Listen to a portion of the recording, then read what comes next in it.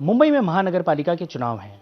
अब मुंबई और महाराष्ट्र की अगर इस वक्त बात की जाए तो जिस तरीके का समीकरण इस वक्त महाराष्ट्र की राजनीति में देखने को मिल रहा है वो अपने आप में दिलचस्प है, क्योंकि कौन सी पार्टी किसके साथ है और कौन किसके साथ गठबंधन में है, ये भी अपने आप में बड़ा पेचीदा माहौल है। और इस पर विस्तार से बात करने के लिए और पूरे पॉलिटिकल मुद्दों पर बात करने के लिए हमारे साथ एनसीपी अजित पवार गुट के वरिष्ठ नेता नवाब मलिक हैं। सर, जिस तरीके का समीकरण है, हमने हाल में ही आपका ही एक बयान सुना था जिसमें आपने कहा था कि महाराष्ट्र में जो राजनीति होती है वो अगर आप देखें तो पिछले 25 सालों में उसका स्तर बदल चुका है। आपका वो बयान क्या था? और अगर एक बार बता पाएं कि जिस तरीके का ये गठबंधन है, जो लोग लगातार वैचारिक राजनीति की बात करते हैं, तो फिलहाल विचारधारा किस तरीके से महाराष्ट्र में चल रही है गठबंधन को लेकर? देखिए, ऐसा है महाराष्ट्र में स्थानीय निकाय के चुनावों में जो केंद्र या राज्य में सरकारों में होते हैं वो कभी साथ में चुनाव लड़ते हैं, ऐसा इतिहास नहीं है, ये सच्चाई है। और ये भी सच्चाई है कि वैचारिक रूप से अलग अलग धारा के लोग सत्ता के लिए साथ में आ जाते हैं, इसमें भी किसी के मन में कोई शंका नहीं। कांग्रेस पार्टी जब महाराष्ट्र में सरकार में थी तब उन्होंने भारतीय जनता पार्टी के साथ हमारे खिलाफ गोंदिया में, भंडारा में सत्ता बनाई, कोल्हापुर में हमारे खिलाफ सत्ता बनाई।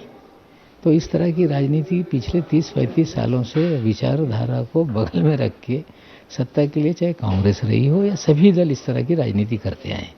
अभी पिछले चुनाव जो छोटे चुनाव हुए उसमें भी किसका गठबंधन किसके साथ था कहीं पता ही नहीं। कांग्रेस के साथ भी शिंदे सेना थी। तो इस तरह की चीज़ें स्थानिक निकाय चुनावों में होती रही है। और हमें लगता है कि जो आज मुंबई शहर या महाराष्ट्र के अलग अलग महानगर पालिका के चुनाव हैं, हमारी पार्टी पवार साहब के साथ 3 कारपोरेशन में साथ में चुनाव लड़ रही है, परभनी, पुणे और पिंपरी चिंचवड़ में। कहीं हम अलग चुनाव लड़ रहे हैं। तो इस तरह की परिस्थितियां हैं जी। इस पूरे समीकरण को अगर देखा जाए, और आप वरिष्ठ नेता हैं, आप दोनों ही तरफ बातचीत आप कर सकते हैं, आपका वो कद है, क्या हम ये कह सकते हैं इस चुनाव के बाद कोशिशें हो सकती हैं कि दोनों चाचा भतीजा एक बार फिर से एक हो जाएं, बातचीत होगी? ये निर्णय परिवार तो है, परिवार के कार्यक्रमों में सभी लोग साथ में नजर आते हैं। कार्यकर्ता की भावना है कि सभी लोग एकजुट हो जाएं, लेकिन इसका अंतिम निर्णय तो दोनों नेताओं को लेना पड़ेगा, दादा को, पवार साहब को। लेकिन कार्यकर्ता चाहता है कि सब एक हों। क्या एक कार्यकर्ता के रूप में आप भी कोशिश कर रहे हैं, बाकी लोग भी कोशिश कर रहे हैं इस तरह? कोशिश नहीं, मेरी इच्छा है। मैं तो पिछले 1-1.5 साल से बोलता हूँ कि सब एक हो। मैंने तो विधानसभा के चुनाव के समय भी ये कहा था कि मेरी व्यक्तिगत राय है कि दोनों नेता एक साथ आ जाएं, सभी लोगों को परिवार की तरह पार्टी एक कर दें। जी। मलिक साहब, बीजेपी के साथ पुणे में आप लोगों का क्या चल रहा है? जिस तरीके के बयान आ रहे हैं, बहुत लड़ रहे हैं, हम अलग लड़ रहे हैं, वो हम लोग अलग लड़ रहे हैं चुनाव। दोनों उनका गठबंधन या वो अलग चुनाव लड़ रहे हैं, हम लोग पवार साहब के गठबंधन में चुनाव लड़ रहे हैं। पुणे शहर हो या पिंपरी चिंचवड़ या परभनी, हम साथ में वहाँ चुनाव लड़ रहे हैं। लेकिन जब बयान दिए जाते हैं तो इस बात का ध्यान रखा जाता है कि मर्यादाएं जो है वो लांघी ना जाएं। अजीत दादा ने एक बात कही, उसके बाद रविंद्र चौहान का जिस तरीके से बयान आया है, जो अमित साटम और आशीष शेलार जैसे नेता लगातार आपके ऊपर गंभीर आरोप लगा रहे हैं, आपसे आपके लिंक आतंकवादियों के साथ, और इस तरह के शब्दों का प्रयोग कर। मैं फिर बोल रहा हूँ, जो मुकदमा है उसको लेके मैं कोई बयान नहीं दे सकता।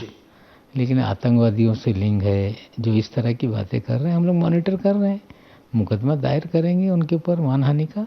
जी। राज उद्धव एक हुए हैं, कुछ फायदा होगा?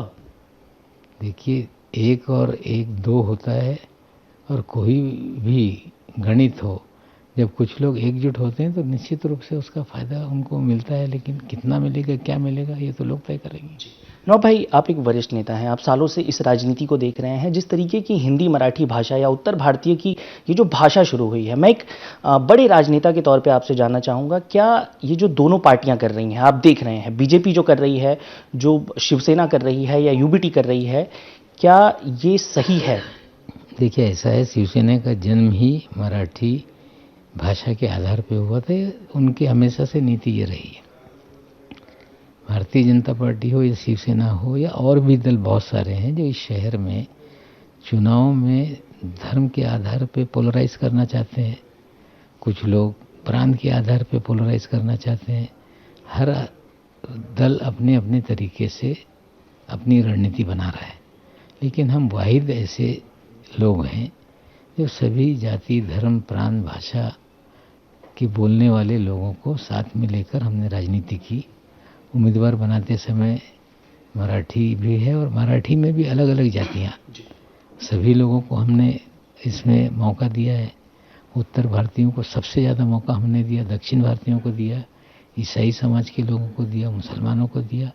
तो सब लोगों को एक साथ लेकर चलने की राजनीति हमेशा हमारी रही है और उसी दिशा में हम राजनीति कर रहे हैं।